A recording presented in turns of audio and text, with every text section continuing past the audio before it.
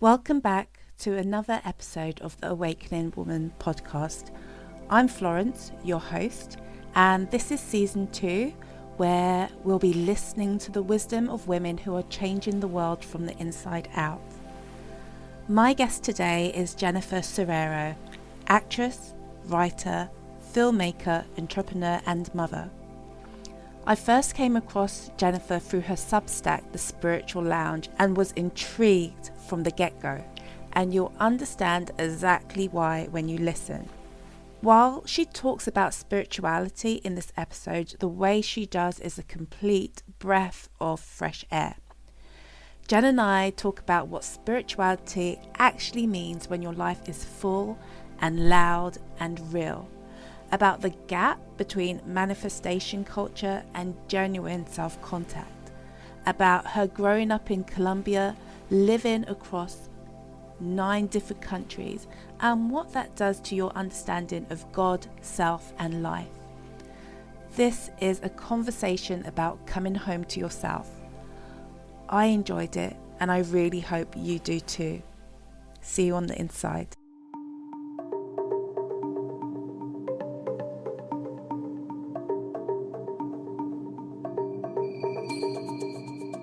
Welcome back to another episode of The Awakening Woman. Today I have another guest, Jennifer Serrero, Jen, who I am, as I say all the time, super excited to talk to because I am. I bring women on who I just feel so excited to hear from and listen to their journey.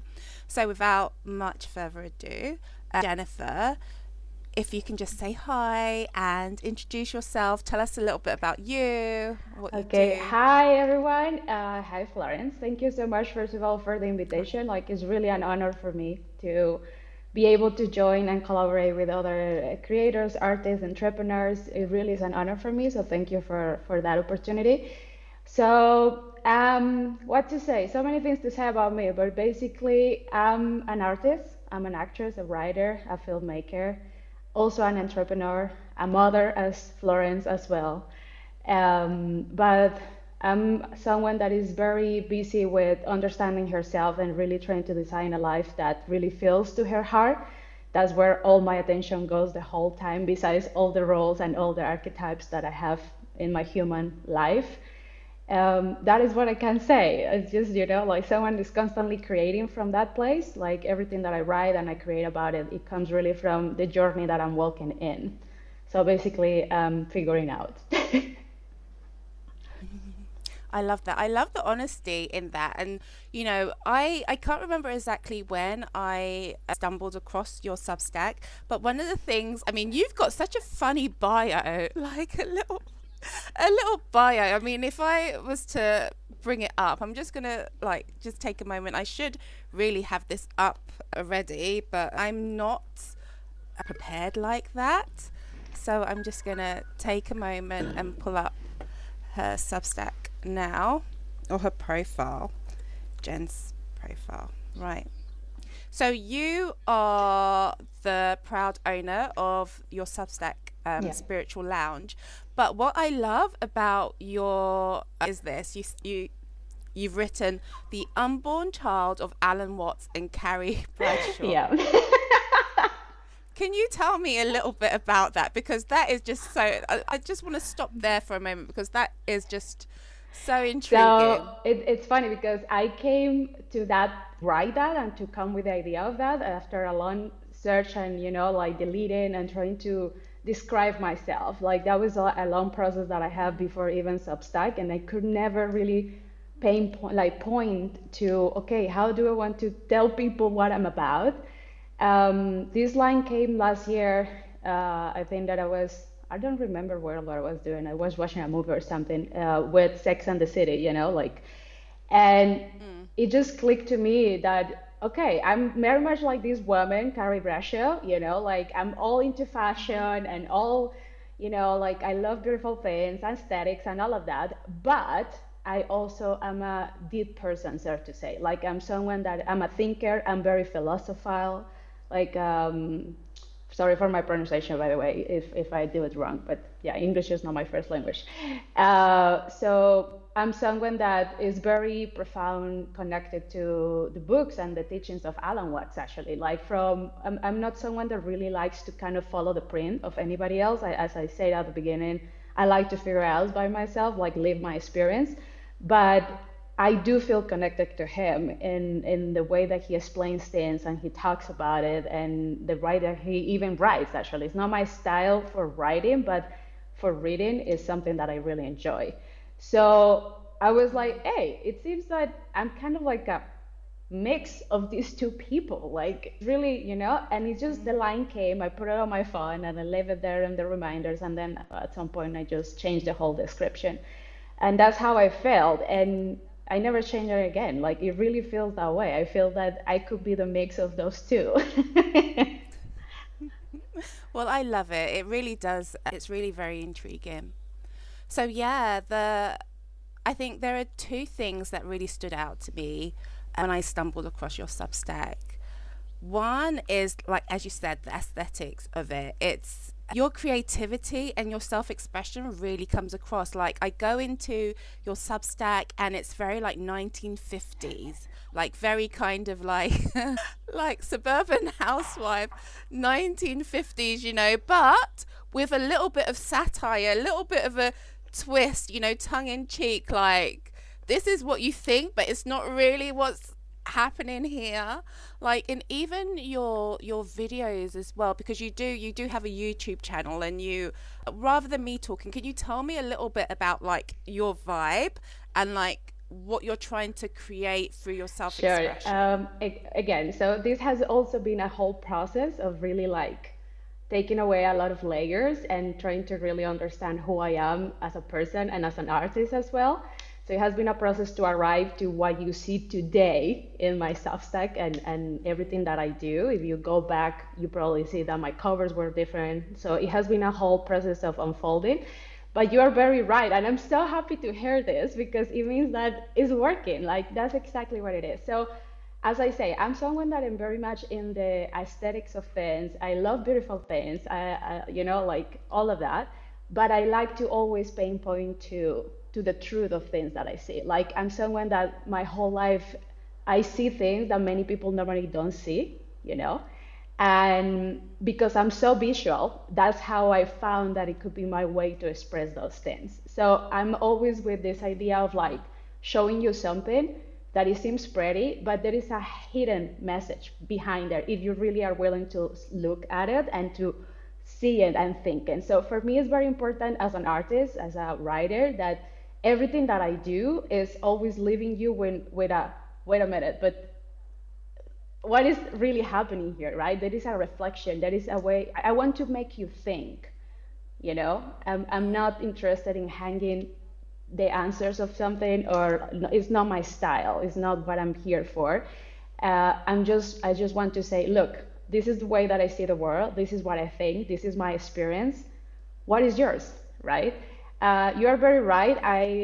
At some point, when I was with experimentation with colors, palettes, and all of these brand things, I found very inclined towards these 50s magazine ads, because I love it how it was so brainwashing for women at that time, the way that they will put all these images and sell ideas of how they should be, how should life should look like, and all of that. And I loved it. I was like, okay, this is pretty much how my mind works, and I'm gonna use this just to create my own message. So this is more or less how I created the whole world that I have.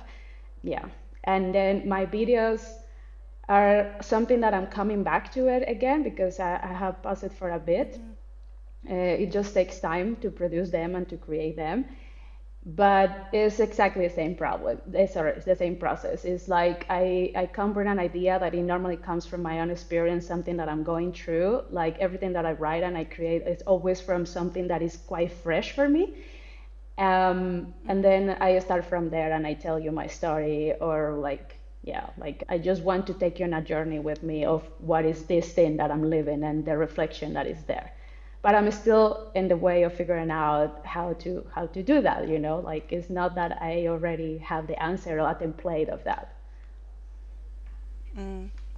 Is there an example that kind of like still feels like one that you remember, that kind of like hit you and has stayed with you, that you are happy to share with us? Sorry, but what do you mean by that? So, from what you've created previously, is there something that's like, oh yeah, this was really one that comes to mind when I think about like my process and my working things through and how it came across either on camera or in a Do design? you mean of how my process goes? Like how do I do it?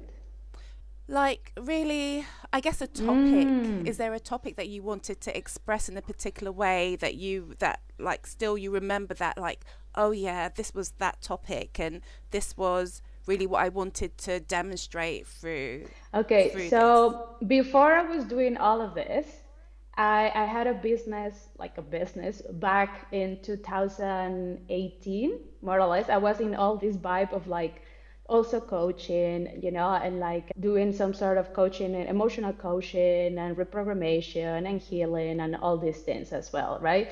And it went for a while till I became a mother. And then I realized, wait a minute, that's not really what I want to do. I mean, we need coaches, we need healers, we need all of that, and I respect that deeply. I even have my own coaches that help me in my life, but I realized that that was not really my call. My call was more like I need to go back to my childhood and to what I really wanted to do is that just I'm an artist. But I always knew that personal development and spirituality were my it was my topic. Because I'm so interested on that. Like it's really like a theme for me. Like I breathe every day that, and I want to understand human behavior. I want to understand mostly myself, like why do I do the things that I do, and what is this, what is God, all of that. So that was really my topic, but I didn't know exactly what will be. That realization also came through the process of start writing, and the more I did it, the more I start creating. I started to realize that I was always kind of like criticizing things that, in my perspective, I think they are not okay with the spiritual space or with the wellness industry. So I started to realize that I was very interested in like how can we apply all these tools and all this knowledge about spirituality, about God, but in our practical lives, because I was there trying to do all of that while at the same time, and you're gonna relate to this, trying to deal with a little baby, and that is very real. That really takes you out of your comfort zone, and it really asks and demands from you to be really present in your human life.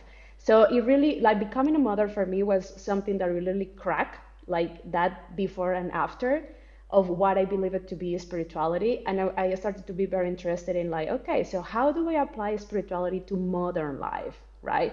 How I can have a 9 to 5 job, how I can be an ambitious woman, be a leader, a CEO, and still be in my heart. So that became my call. And at the same time, I noticed that while I was doing that, and I was receiving these downloads, because to be honest with you, that's the way that like most of the things that sometimes comes to me is just information that comes through me. I was also like, but I also want to talk about this process of reinventing myself, this process of like going back to who I am and to really be unapologetic about it, because I found that all this, most of the advice that you find in the internet about to be confident and building your dream life and all of that, I tried those things and they didn't work. So I was like, okay, I'm gonna really try, do my process, find my own way, but I want to talk about it because nobody's showing really what the process is, you know? What is the messy part of that? And that's how my topics came to life. So yeah. Yeah. I really see that in Spiritual Lounge. You really are open about your journey. One of the things that you've spoken about quite a bit is like family, how family kind of like connects to that, how your homeland, um, you know, connects to that travel. I think you've lived in a crazy amount of places that we'll definitely have to talk about, and how that's really shaped you, your journey, your understanding, your worldview. And I think it's important to name because so many of us, we have our worldview that is shaped by a limited environment, whether that's, just living in one country or living in one area and never moving and never interacting with other peoples, with other places. And so we believe that our experience, we project that experience onto every person. I remember as a child, when I would travel, it sounds so bad to say now, but I would travel like to another country and I'd be like, oh my gosh, they've got McDonald's, kind of thing. Like McDonald's only exists in this country, but it's like you don't realize how limited you are in your understanding of the richness and diversity of human life. And I think that's kind of like what you are, maybe, I mean, not to kind of say that this is what you are, but what I feel is your experiences with traveling and moving around, everything, it gives you a different perspective to what we see a lot of in the spirituality and personal development space. Yeah, definitely. I think that I'm very grateful for that. Like, it's not like I planned it, to be honest, because maybe if you got the chance, like you have read some of my stuff, you know that. Like my journey of traveling was most like it had to be that way, Like it's not like I decided to, okay, I'm gonna be a nomad. No, it just happened because I wanted to leave Colombia, where I'm from, and I didn't know how to do it, right? Didn't have a visa, I didn't have money, so it just happened to be a decade of like moving around and going here and there and trying to stay afloat, of finding my way. And at the end, I ended living in 9 countries at this point, if I count Madrid in the box as well. And but you are right. It has gave me the opportunity to try different lenses to perceive the world differently, because I think that when you have to live in other places that take you out of the comfort of who you normally are, from your culture, from your language, from your family, from your friends, well, you really need to figure out new things about yourself. You need to find a new way to move in the world. And that definitely has shaped a lot of my understanding of what spirituality is and how to apply it in life. Because yeah, it's not really like that's where I needed to use it, right? Like not in the yoga mat, but really like, oh, okay, I'm having this experience. It's being really difficult to adapt to this place. How I'm gonna deal with this, right? So yeah, you're definitely super right there. I think you have read it beautifully. Mm, mm. Okay. And I think that's one of the things that I definitely want to talk about. I was thinking, okay, so what do I want to talk about, Jen? What do I want to talk to Jen about? And definitely spirituality is really up there because your Substack is called the Spiritual Lounge. But if we read through your Substack and even through your notes, you're not like, you know, do it this way, believe in this, believe in that, worship. You can come across spiritual writers and they're really about, this is the route to the divine, this is who God is, this is what spirituality is. But there's nothing, I think you barely, very, very rarely mention God, yet you do talk about spirituality and the idea, like you said, of spirituality being very practical and grounded and honest to life and honest, about our human experience, how it does connect to our human experience. So I do want to ask you, what do you perceive as spirituality? What does spirituality mean to you? So here and right now, the understanding that I have about my spiritual self is just to really be connected to God, you know, following my soul prince, which is God anyway, right? Well, I know how to engage with the world. And when I mean I know is that I understand that I can engage with what I have here in front of me in the best way possible. That is what spirituality is for me. It's a tool, it's a practice of make me that it makes me more self-aware, yeah, more conscious of being connected, to that divine, that I'm part of the creation of the whole, but I'm still here. So how I bring that here, to use it here, to spread it there, that is what spirituality means for me, to practice that. Hmm. So what I'm hearing from you, because you did use the word God, so can you tell me a little bit about how you conceive of the idea of God? Or what does God Sure. mean to you? I was raised Catholic, right? So I grew up with the idea of God being this guy in the sky, right? Taking decisions for me and punishing me for whatever wrong I did. And that evolved because then I became a Buddhist when I was 23. And I practiced Buddhism for over like a decade, more or less, when I was traveling. And that shifted to the universe. So for me, God is the creation of a whole, is the universe, is the divine, is not a figure necessarily. You are God right now in front of me. Yeah. Why, thank you. Because you are an expression of it, right? The Yeah. things that I have in front of me of this window, the trees, they are God. So for me, God is creation. Is the possibility of life and creation. That is what I see it. I see it as an energy, sort to say, but is the whole. Now, I do talk to it as an individual because of the language, right? It's difficult for us to separate that. And when I talk to it, it's kind of like I feel that I'm talking to a person somehow, when I'm praying and I'm having my conversations with God, is that the way that I do it? But I don't conceive it as a person. It's more like is the whole. It's like, okay, you there, the whole Yeah. creation, me here, right? That is God for me. I'm just wondering, do you feel like that can put pressure on someone if they kind of like conceive of themselves as God? Do you feel like that can put a lot of pressure on them to be a particular I way? think it could actually, and I think that, in my personal opinion, that's why it's easier for religion, for example, to sell the idea that God is something outside of you, because then the responsibility is not lying in you. The responsibility is lying somewhere else.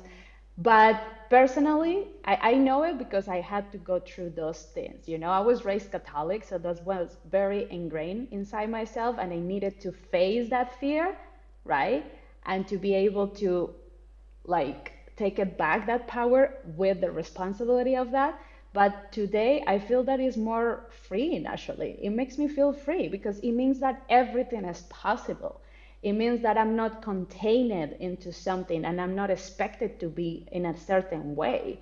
It means that whatever I do, whatever I choose, if it's always coming from my heart, if it's always coming from that place of like pure intention, love, it's fine. But yeah, it could put the pressure, definitely. Yes, if your idea is more like, if you are kind of like running away from the responsibility, because I think in some level we all have that, because it means that your life is your responsibility, is the result of why you are choosing.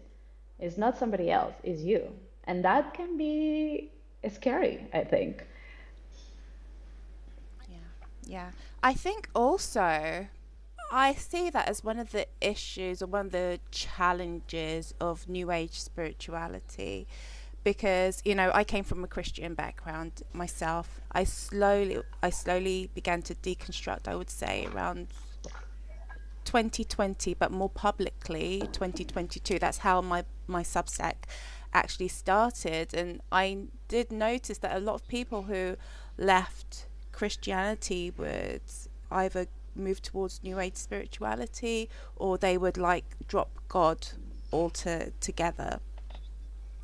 And I think one of the challenges that I saw in New Age spirituality was that it was just reflecting a lot of Christianized beliefs, but just in repackaging it in a different way. So, for example, you've got like The Secret, you've got the book The Secret, and in a sense, or even Law of Attraction, for me, I feel like the responsibility still is outside of you, still lies outside of you. The only responsibility given to you then is, can I do these rituals? Can I do these steps? Because the steps will generate this result and that's it, kind of thing. There's no kind of contact with who you are being outside of, am I doing this first and then I'm doing this second, I'm doing this third, and am I seeing the results? But beyond that, there's no kind of like connecting with Yeah, it. Does that make totally, sense? totally. And I completely agree. I personally went into my phase at the beginning of the spiritual awakening, so to say, to use some language, of all this manifestation thing, and reading the book and watching the movie and doing all the rituals and all of that. So I agree with everything you are saying. Just always putting out there something that maybe magically is gonna change and make things turn around. But it was still the moment that I really was faced with, wait a minute, we are not really taking responsibility here for what we are doing.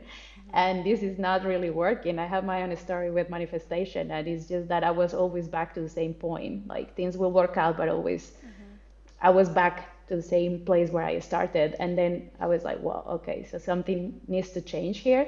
Then I really got faced with the fact that no, it's not about manifesting. It's about to go back, look at myself, and take that responsibility of like who I'm being, right? And then my journey started in the sense of like reconnecting back to myself, obviously, because you need to start going in to check yourself and to really be able to be your own critic, but at the same time to surrender as well. Because in my case, at least, what happened is that I experienced moments and challenges that put me on my knees. And that's where I was like, oh, okay, so it's not just me doing this here. There is something else. This is God, is the greater thing. And then we are co-creating together.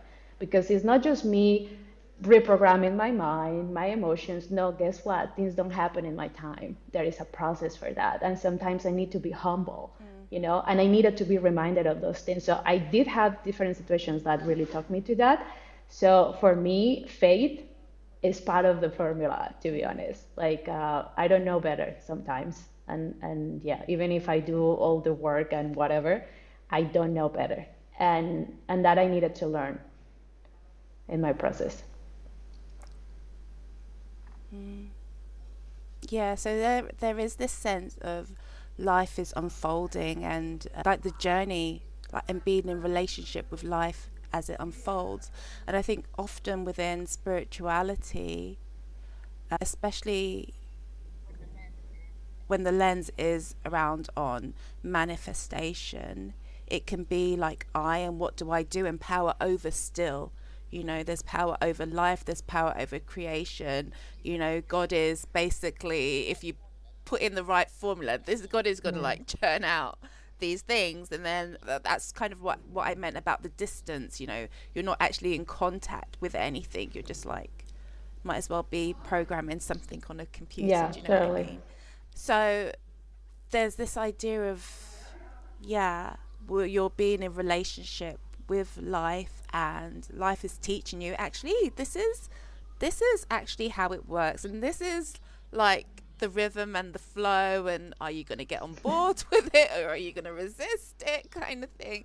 That's how my experience has really been. And you're definitely right. And I think if I bring it back to what I'm seeing now, people are talking about change in consciousness, collective consciousness, and there's really kind of like this grief around patriarchy, empire, dominator culture, all of that. And I guess that's where the responsibility aspect comes from as well, because we've been so far removed from life that we've had power over life, and now life is asking something else of us. That's how I I think that's see it. beautiful. I love it. What? Yeah. Yeah, Yeah. yeah. So I really do see like that in the work that you're doing, helping people to come back into contact with themselves again. Yeah, it's funny that now you reflect that back to me, because in some level, kind of I knew it, but it's interesting when somebody else say it to you, because then it's like, oh yeah, yeah, and I love it. So yeah, I think that is really my purpose. I don't know, like some time ago, somebody asked me like, what was my purpose with my message and all of that, and to be honest with you, my answer was like, I just want to express God through me, meaning I want to express life. And for me, that is to show you the process from my experience, from my life. And is to remind you that all that matters here is to be connected with this. Because as you say it, that is exactly what I personally have also felt all these years, mostly after I became a mother, which I talk a lot in my stuff, because it really was a before and after for me. It really cracked me open becoming a mother. And it gave me this understanding of like, shit, I'm not one, like, I don't, it doesn't matter how much rituals, it doesn't matter how many courses, the titles, anything of that matters. Like, I'm just being asked to really surrender and to trust and to go with the fucking process. Yes. Yeah, which is like extremely Yeah, yeah, it difficult to is. do. Obviously, because why I bring it back to patriarchy and dominator culture as well, because we are programmed, we're conditioned. And I don't know your experience of, growing up in Colombia, or maybe what you witnessed and experienced when you moved around different countries, but there's a different flavor of the same thing everywhere, like, you go. I was in Portugal.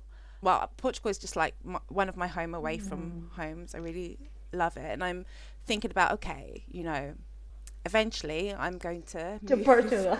somewhere else. And not to Portugal, no. I mean, it's definitely there, but maybe somewhere back home in Africa. Mm. Yeah. And what was the point of this? Yeah, so the different flavors, like when I go to Portugal, they're very, very, very at ease. They're restful, but they're still, you can still see how dominator culture has touched it because of the deprivation, I guess you can say. There is still that there, even though it's slower, it's more relaxed. In a sense, it's more embodied, but you can see the effects, and you can see that in Africa as well, places in Africa. Yeah, so that's what I wanted to say, is that maybe, can you talk about that? Yeah. Like, how is my experience with like us as a Yeah. collective being like programmed to not trust ourselves? Yeah. Yes, and your experience, I guess, from having moved around and maybe growing up in Colombia as Okay, I well. definitely agree with with what you say that everything is the same, just in different colors, because I have experienced that obviously. Like, I grew up in Colombia, which is a very machist culture to say. Women there at objectify is like, yes, we like to, show up and be produced and all of that, but in the same level, women are not really safe in the sense of like being themselves, and there is a lot of abuse for women and all of that. And it's funny you mentioned this, because actually the next post that I'm writing has a touch of talking about these things. Um, Mm. and then I went to, let's say, Netherlands. Obviously, they have many other countries in between, but just to put another contrast, right, of the thing. And then Mhm. you go to another country where women are safer, right? There is less danger in the streets and all of that, but the same problem is there. Women are still disconnected. There is so much control, because then we go from a culture that is very emotional and driven in the body, but it still don't have respect for the feminine, and they don't know how to really follow themselves, and they are putting everything in the hands of somebody else, to a culture that is completely in their minds, that women have become so masculine that are completely out of touch of their feminine ways, because they need it to become the stronger ones, right? And so, yeah, my experience has been definitely what you say. Like, it doesn't matter where you are. We all have been programmed to always put things out of ourselves, not to look inside, but to look outside, and to basically, I would say, adjust ourselves for what is going around. Even if that means betraying ourselves. This is a little bit how I feel it. Like, yeah, I don't know if that is responding to your question. Yeah, it does, and it definitely makes sense. I'm wondering two things actually. I'm wondering about practically how you would talk to somebody, or I guess coach somebody who wanted to start making contact with themselves again. Like, any practical suggestions that you might have.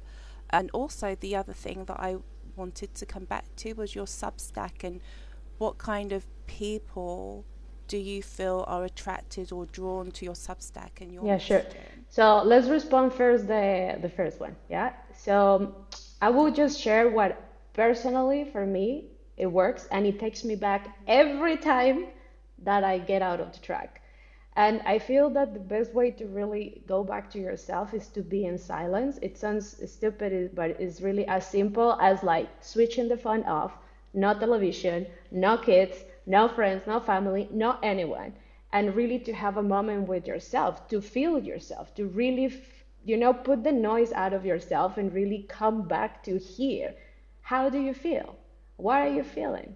What is happening there, right?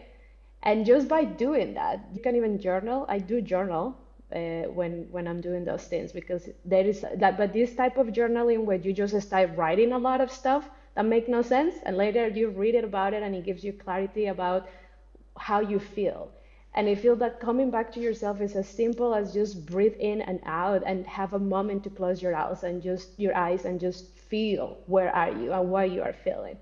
We don't need to go anywhere, we love to, like last week I was telling my partner because I'm not having that easy time adapting to Madrid, let me tell you.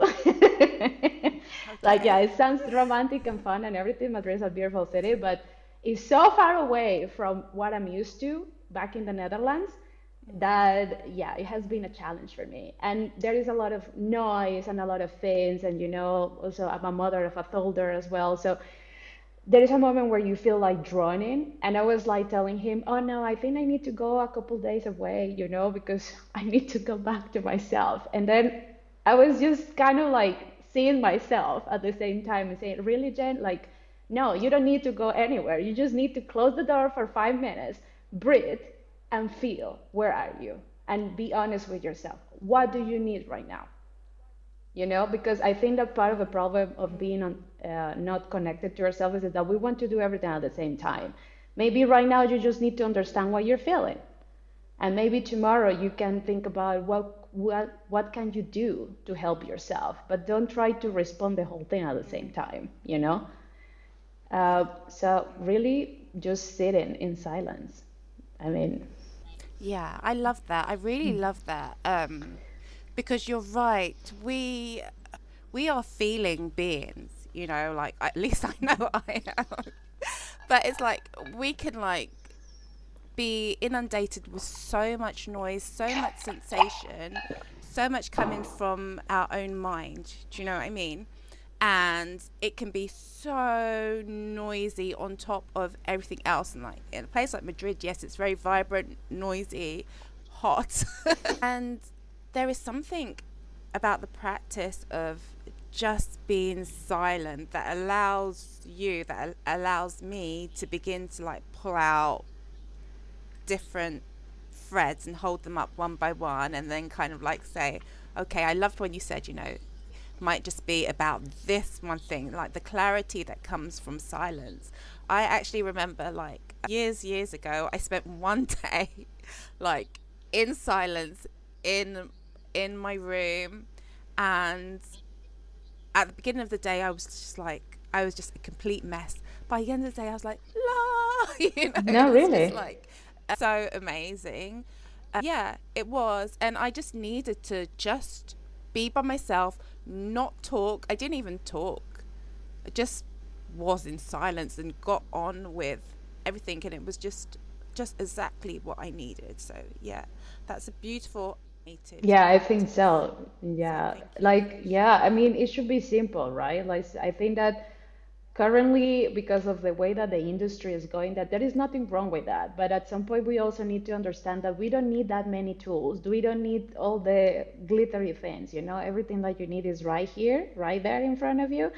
And even if you go the busier life, doesn't matter, make a space and just be in silence. I think that what you did just to be in your room for one day in silence without not even talking, that is such a liberating thing. And you give a space to your system to, first of all, your nervous system relaxes. And now you are like, okay, now you are able to hear your own thoughts, right? Like you don't have the noise of other things. And that is really the problem. What is coming on the way of us being able to connect with ourselves and with God is that there is a lot of noise that is filtering through that Mm, conversation. So, yeah, mm. silence is what we need. Yeah. Silence is golden. Um, okay. So, yeah, so tell me a little bit about Spiritual Lounge. I don't know whether we've touched upon like the purpose of it, but if we haven't, I'd love to talk about that and talk about like who you are communicating to. Who do you see as the people who you are communicating to, and who are you finding are the people that are being drawn to your Okay, message? so first, the purpose, so to say, well, I think that if I really have a purpose with it, is just to take back to you the reflection of taking ownership of your authority. Like I want to go to point at the place where you remember that the answers are within, even if it sounds cliche. That you don't need anything and anyone, that you hold an inner authority that is there already. And if you really follow that, if you really listen to that, and if you really live by that, your life might not look as the design that somebody else wants to be, but it's going to be a fulfilling life for you. That is for sure. So that is my purpose. It's just to make questions, is to question things and to reflect them back to you so you create your own mind. So you start to practice critical thinking and discernment because you don't need a guru telling you how to connect with God. You just need to find your own way, the way that it works for you. So that is really the purpose for me, is to be that expression of reminding you that it's already there. You are already connected. You already have the capacity to build the life of your dreams, right? But you just need to go back to that, and have that capacity to own it. Yeah, to own that. What is the people that I have noticed that gravitate to my publication and my work? Mostly women, but there is men as well, I have to say. It's very international wide, and it's normally people that are just done with the bypassing. They are, in this in between world, like me, like you, where they are very devoted to their spiritual process, their spiritual path, but they also have real lives.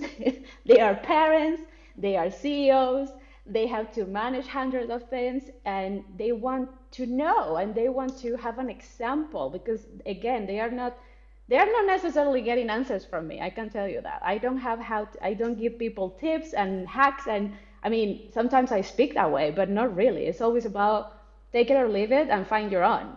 Yeah.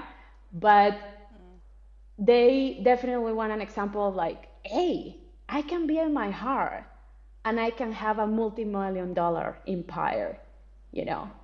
I can be in my soul. I can be connected to God and still be in the spotlight and hold power and be influential. So it's people that they don't want to choose, and they don't want to choose because you are both. I mean, we said from the beginning, I'm the unborn child of Carrie Bradshaw and Alan Wax. Like, I'm both of them.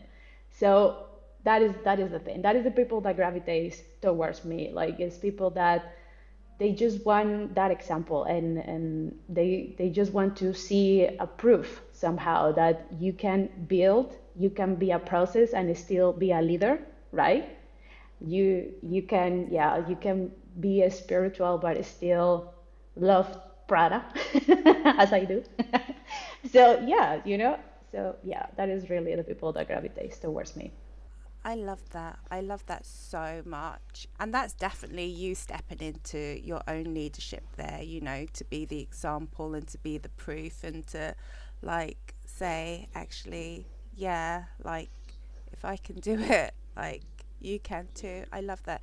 And I definitely feel that there's the permission piece and we underestimate that so much, that practical embodied permission piece, because I know like I'm just thinking about time as well, so I'll begin to round up. But I think what draws me to you is that you don't say these are the hacks or this is the way. It's more about like I'm sharing my journey with you. And I love how you said the both, and so you can be spiritual and love Prada. They don't counteract, they don't nullify each other. And that's the other thing, when people are spiritually inclined, they can feel that it closes the door on other expressions of who they are, and Yeah, so I just love that. I Thank just you. love that. So thank you for saying that and holding space for people who want to be all of who they are in that way. Is there anything you want to share? Anything else before we close out? Maybe like about what you're doing, where we can connect with you, if you have anything to offer in terms of like a freebie or an opt-in or gift or anything, just however you want to like close Well, I out. think the first invitation is to, like always keep trying to really like your purpose in life is not necessarily to serve the world in the sense of be the hero of the story. We all are going to be the heroes at the same time. But I think our purpose in life is really to be ourselves, because with that, we are really serving the world. That's how I see it. So I would like that to be the invitation and the closing for this conversation today. What I'm doing, I'm busy writing. You have my publication. I normally do twice a month. I do like a release for my subscribers. I have my YouTube channel, as you said, which I have been retaking and recently again, like putting videos in a more consistent way. So you can find me there if you want to find more of like not just follow my steps and my journey, but also to follow and remember, like to find that inspiration, but also that example of like when you feel out of the track and say, okay, I need someone. I need to see a proof that this is possible, that I'm not crazy because I'm choosing myself, because I'm gonna take the risk to something that it feels right for me, even when the world is saying no. Just go and follow there. You're gonna find a lot of stories, like videos. I do my videos in an essay way. Essay, thank you. Essay.